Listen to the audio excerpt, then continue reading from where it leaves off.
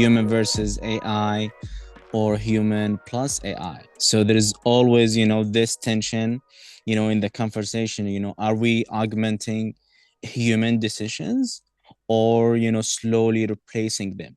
So from your perspective, how do you define the real role of human judgment in Yeah, an AI enabled world?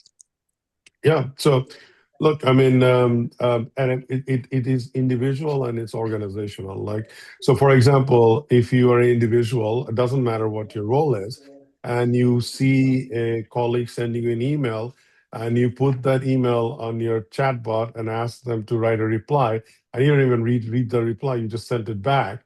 That is, you're just basically out not only outsourcing but also slowly, cutting off the connection with the person that you're interacting with, right? So now look at it bigger. So that's the decision. It's a decision. Do I want to take the time to read whatever my colleague is saying, and do I want to respond to my colleague, regardless the it's not perfect structure and this and that, the right wording or whatever, but it's innately human, right? So that requires a pause to make the decision how I interact with another human being.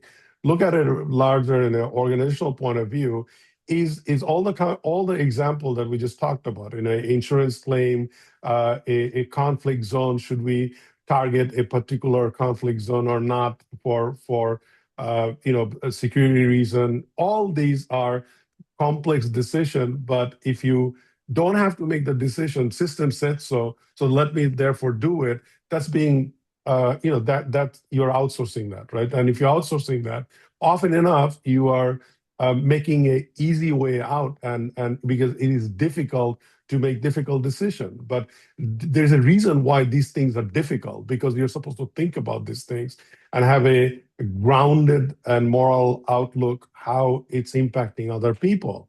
And if you kind of detach yourself from that, then humanity is going to be in a very much of a um, you know um, trouble, because I mean, as much as we last few years kind of move forward with emotional intelligence in leaders, and how emotional intelligence actually creates a collective resiliency, we're now going backwards because it's easier to do otherwise, right? Because you don't have to think about these things.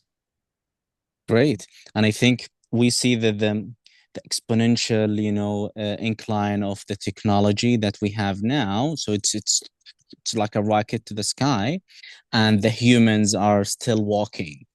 So Yeah. we need you need somewhere to match that.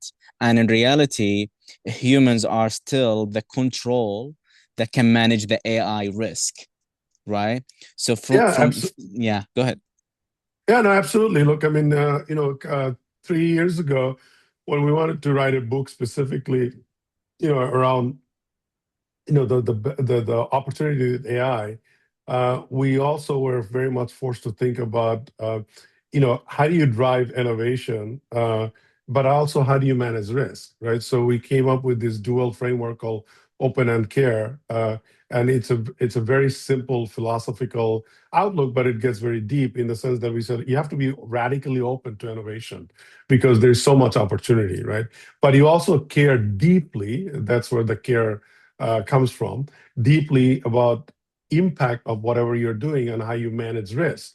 You have to have you have to have that courage to exit when things goes bad, right? So, and you have to have kill switch that stops something. I mean, like that anthropic example of, okay, look, we should not release it. That is a kind of a kill switch for now. But that's just one vendor. I mean, imagine having those technology ending up in some rogue elements of society that would do all kind of harm to the rest of the world, right? So these innovation and risk management kind of goes hands in hand, and it's a deliberate practice that we have to explore. Just like you have to have an innovation portfolio, you also have to have a risk portfolio. And if you don't have the risk portfolio, you're not going to be able to make the right decision. So whether you should make a decision or not is actually comes a lot later. It starts with, should you have an intelligent system that either augment humanity or is it really completely automating humanity? That's where it should begin. So it should begin with design and intention and design, not, well, we already made it, so let's come put together some guardrail. That's too late.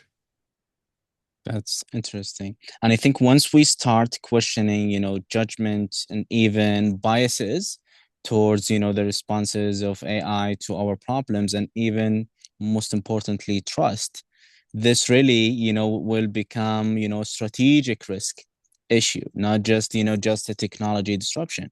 So from a strategic risk perspective, I think this is where things really get serious, and require attention, because here we're not, only talking about the operational sides of risk anymore. So we're talking about risk that, embedded in how decisions, are being made.